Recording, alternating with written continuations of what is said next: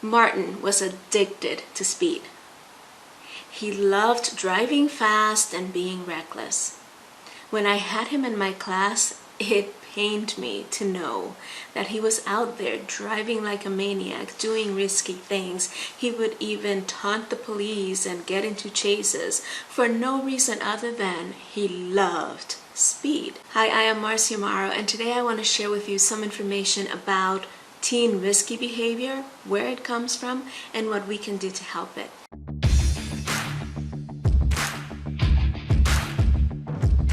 So Martin was, by any definition, your typical teenager. He had moments of being really sweet, he had moments of being a little defiant, but what really made him stand out in my mind was his need for speed. He was a daredevil behind the wheel. At one point, he even ran away from some police officers, and then he hid his car for a week thinking that that would help. But every time I talked to him and I asked him why he felt the need to do this, his answer was the same. Well, miss, I just love driving and I love speed. Is it really that simple? Before I answer that question, before I tell you what could make a difference in Martin's life, let me give you a little comparison, right? A little metaphor. Think back to when your kids were babies. They were like teeny tiny babies in the crib. And think to the first time that they discovered their toes and their little hands. And think about everything that they did to try and grab hold of their hands, to grab their toes. They would bring them to their mouths when they could grab a hold of them. And they would do everything that they could to discover what that thing was, to understand it, to know a little bit more about it.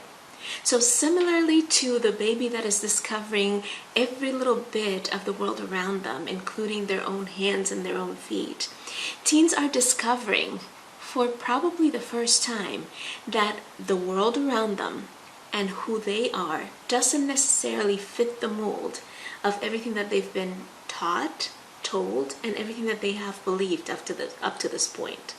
See, in part of what is happening with the brain, they're going through a process called pruning and another called myelation, and I'm not going to get into all the science, but what that means is that they are pruning away, like when you are gardening, right? And you prune away the parts that are not needed or that might be stunting the growth of the plants. Well, in a similar way, they're taking out everything in their brains that no longer serves them, right? They are going through a process of sifting through everything that's in there and deciding, what do I still need? What do I no longer need? What do I still need? What do I no longer need?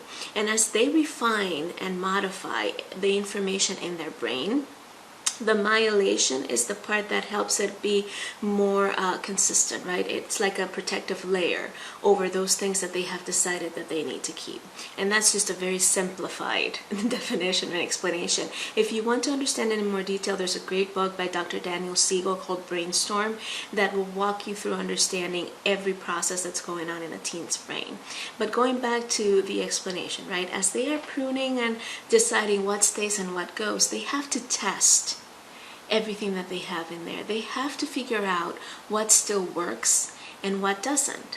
Now what this process does, is it gives them a newfound sense of fascination and wonder and passion about everything that they're encountering in the world. And that manifests in different ways. And one of the things that this does is it makes them want to be rewarded for those decisions that they make that are in keeping with their pruning process and their decision-making process. And how do they get rewarded? With a dopamine rush most of the time, right? So that's where a lot of these risky behaviors come in, is because they are seeking out new ways to test what they have believed, to test how far they can push themselves and the world around them, to test what is still real and what isn't. So on the negative side of things, yes, this can lead to risky behaviors. this can lead to things that can be dangerous and that can cause them to get injured and hurt themselves or others. But on the flip side of that, on the positive side of that, that same sense of seeking out novelty and seeking out new things leads them to innovation, to discovering new, better, and easier ways to do things that we have struggled with as a generation, to discover what it is that we have done that has not done what it needs to be done, that has not served its purpose, and new ways of facing it and reaching to it. So how can we help? How do we make it so that this novelty seeking process, so that this period in their lives in which they're testing boundaries and trying to figure out what works and what doesn't, what can be removed and what needs to be cemented and stuck with, as they go through that process, how can we help them so that they lean more towards the positive, innovative, and productive side of this process and not towards the self-defeating and self-harming side of the process? Well, the first thing is find ways for them to channel that desire for risky behavior. Pay attention. In Martin's case, I told him, I said, ask your parents if they would be willing to take you to a racetrack and maybe even get you some lessons on race car driving. And that way you can feed that desire for speed in a space that is controlled and more secure, in a space where you have some training and they give you the tools to do it right. If you think at whatever your teen is doing that seems risky, that seems like it's a little bit dangerous, like it could get them in trouble, I bet you with a little creativity and a lot of conversation with your teen, you can come up with a creative way to give an outlet to that same desire without all the danger and all the risk. The second thing is, don't dismiss their ideas offhand. They have amazing ideas, they really do. And the more we listen to what they have to say, the more we pay attention to their creative, innovative ways of looking at things, the more we give them the strength, the self-confidence, and the tools to do what is best with that information, with that desire to do things differently. So if your kid says, look, Mom, I really want to drive fast. Don't be like, oh, that's stupid, you're gonna kill yourself. Don't dismiss it offhand.